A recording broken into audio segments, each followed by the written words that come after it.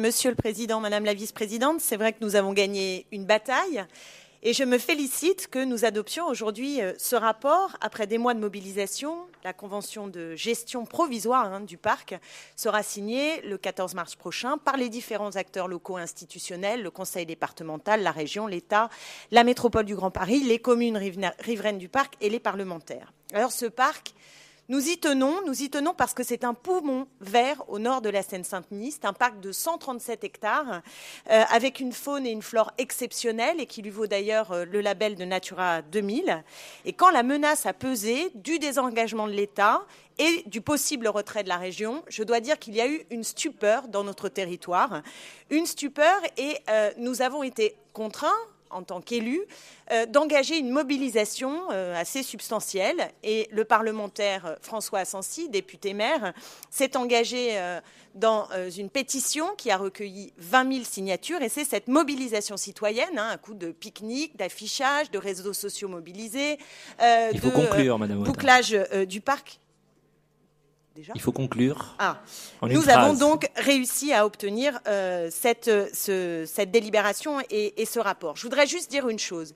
Est-ce qu'on imagine en une phrase que le jardin du Luxembourg ou le parc de Saint-Cloud ait pu connaître une telle menace ? Merci.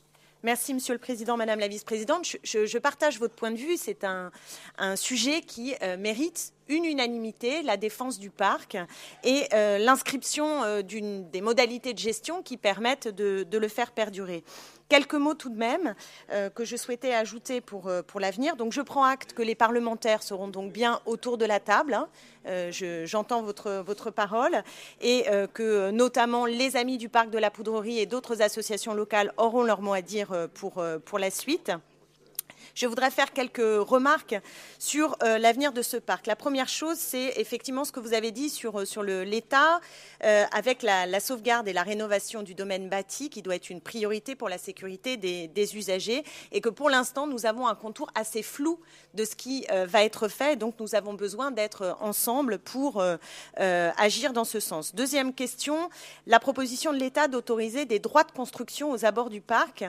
Cela soulève de nombreuses interrogations et c'est une décision qui pourrait mettre en péril l'intégralité de ce site classé et reconnu Natura 2000.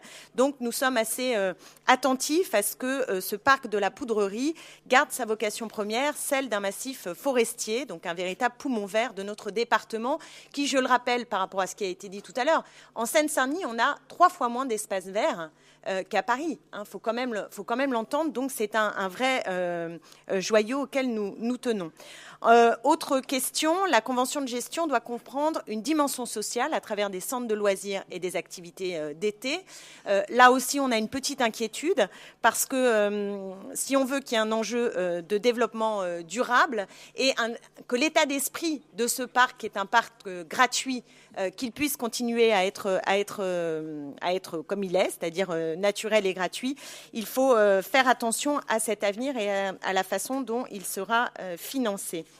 Dernier point, enfin, la définition d'un positionnement métropolitain à l'échelle de l'ensemble du parc devrait être réaffirmée. Il est nécessaire de définir une offre singulière et attractive pour chaque projet d'équipement ou d'activité en répondant à l'enjeu d'une fréquentation maîtrisée du parc pour préserver un milieu naturel qui reste fragile. Donc vous l'aurez compris, on a gagné 1 an.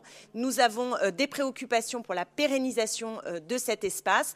Faut-il le positionner, et c'est la question que je vous pose, Madame Joanneau, comme un espace métropolitain, sachant que ce parc est fréquenté, y compris par des habitants de toute la Seine-Saint-Denis, par le voie du canal de l'Ourcq, mais y compris de Paris ou d'autres départements.